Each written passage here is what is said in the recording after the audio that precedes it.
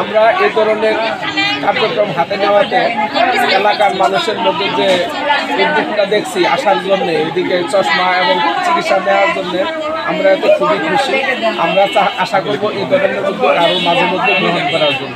আমি সবাইকে স্বাগত জানাচ্ছি আমাদের আজকের এই অনুষ্ঠানে কেতলালে চক্ষু ক্যাম্পে।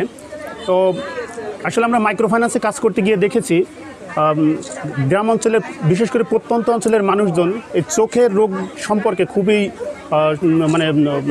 সচেতন থাকে। তারা এই রোগটাকে গুরুত্বই দেন না। এই জন্য আমরা মাইক্রোফাইন্যান্স থেকে এই উদ্যোগ নিয়েছি।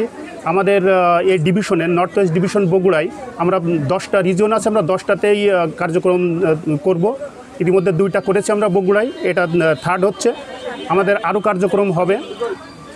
এখানে আমার ধারণা আজকে 500 থেকে 600 রোগী আমরা দেখতে পারবো, যেটা আমাদের গাছ চক্ষু হাসপাতাল থেকে সহযোগিতা করছে। আপনারা জেনে খুশি হবেন যে এখানে বিনামূল্যে চশমা, বিনামূল্যে ঔষধ বিতরণ, সাথে যে সকল ছানি রোগী বাছাই হবে সেগুলোকেও গাছ চক্ষু হাসপাতালের পক্ষ থেকে সম্পূর্ণরূপে বিনামূল্যে তাদের সে চিকিৎসাটা দেওয়া হবে।